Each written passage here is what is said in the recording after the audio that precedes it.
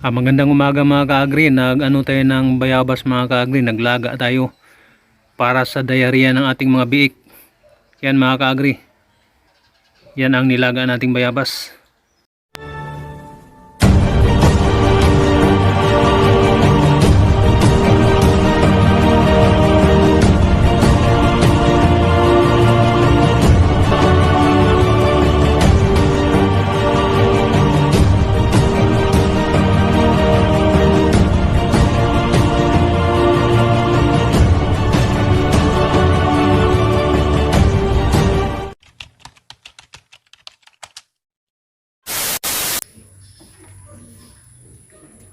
Magandang umaga po mga ka-agri. Bali nandito tayo ngayon mga ka-agri.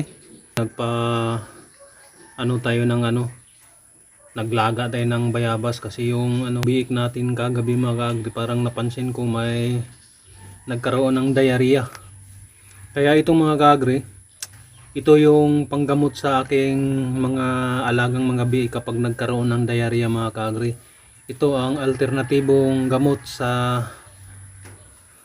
diarrhea ng ating alagang mga biik. Kaya ganyan mga ka-agri, pinapakuluan lang natin, tapos ibibigay natin ito mamaya mga ka-agri. Yan o. Ito siya mga ka-agri, effective talaga ito mga ka-agri. Matagal ko nang nasubukan ito mga ka-agri. Hindi lang pwede sa tao to siya mga ka-agri, pwede rin sa alaga natin mga hayop kapag may problema. Halimbawa nagkaroon siya ng diarrhea mga ka-agri. Hindi ko napansin kahapon mga ka-agri. Yan. Ilaga na natin to ng mga 5 to 10 minutes mga ka-agri. Bali inaantay lang natin. Nasa uling tayo mga ka-agri. Uling na kahoy yung ginagamit natin. Yan. Nagugutom na yung mga biik natin. Ito siya mga ka-agri, sa tao to, pwede rin to sa tao. Pang sa kapag nagkaroon ng diarrhea, kapag may problema sa diarrhea yung kahit sinong mga ka-agri, sinong iinom nito. Maglaga lang tayo ng mga 10 hanggang 20 dahon ng bayabas. Ilaga natin to ng 5 to 10 minutes. Tapos pakuluan ba siya mga ka-agri ba? Tanggalin natin sa apoy. Saka kapag medyo hindi na siya gaanong mainit mga ka-agri, pwede nating ibigay sa ating alagang mga biik. Yan. Yan mga ka-agri.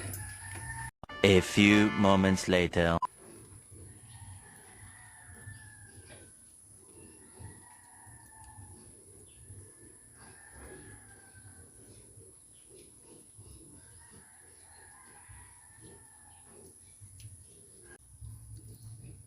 Yan mga ka-agri, tinanggalan natin sa apoy. Pinapalamig na natin mga ka-agri. Maya maya kapag medyo malamig-lamig na mga ka-agri, ibigay natin to sa ating mga biik kapag nagpapakain tayo mamaya mga ka-agri. Yan, ready na to mga ka-agri. One eternity later. Yan mga ka-agri oh. May diarrhea mga ka-agri. Yan. Diarrhea yan mga ka-agri. Gutom na yung mga alaga natin mga ka-agri. Kaya magpakain muna tayo mga ka-agri.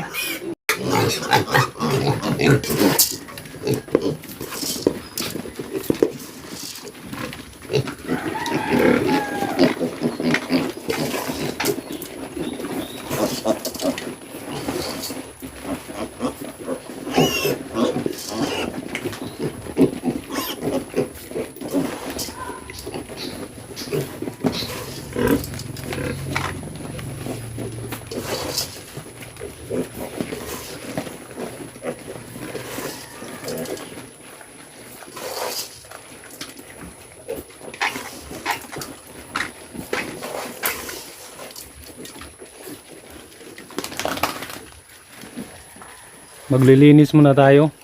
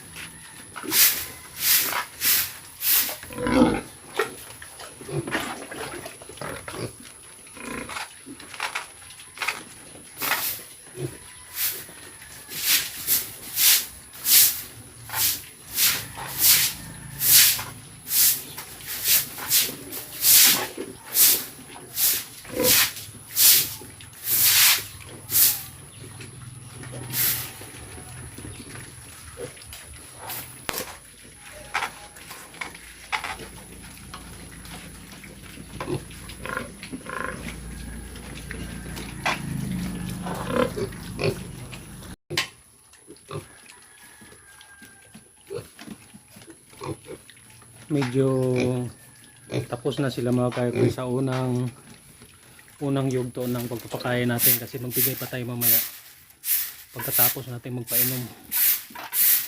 Kontrolin lang natin mga ka-agri. Yan ang dahilan kasi mga ka-agri, kapag masubraan kasi sa dami, magkaroon sila ng diarrhea. Kaya kailangan kontrolin mo mga ka-agri, dahan-dahan lang. Yan, nauuhaw na yan mga ka-agri, kaya ibibigay natin tong ano nila, yung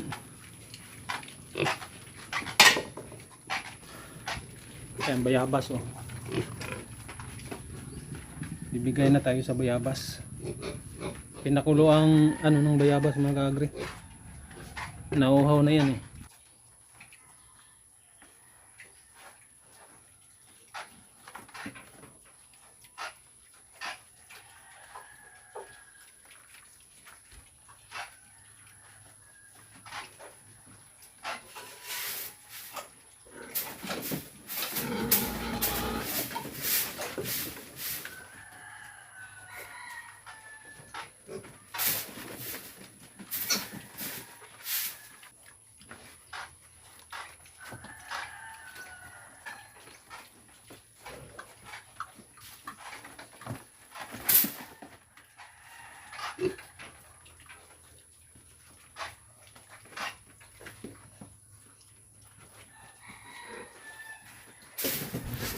Ayan mga ka-agri, iinom talaga yan mga ka-agri. Yan, kasi mapilitan yan silang uminom mga ka-agri. Kahit iba ang lasa niyan mga ka-agri. Iba ang lasa ng bayabas. Yan.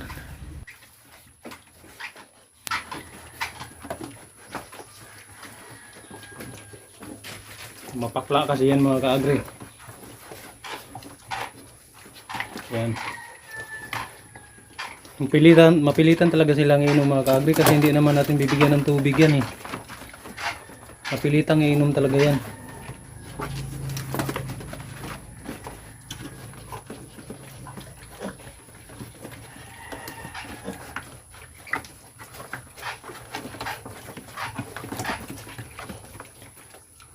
Minom na yung ano,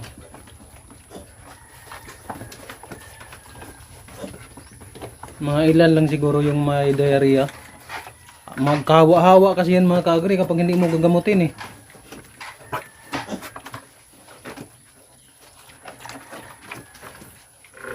Yan, iinom-inom yan mga ka-agri, mapakla kasi.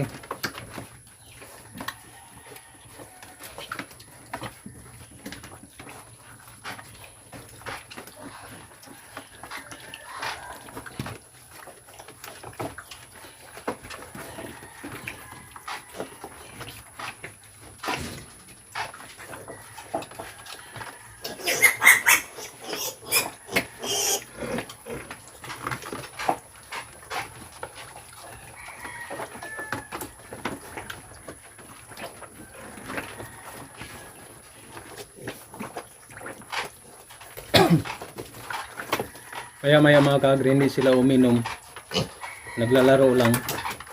Kapag mauuhaw yan mamaya mga ka-agri, siguradong mainom yan. May umiinom pero hindi talaga ganong mga ka-agri kasi mapakla kasi yan eh.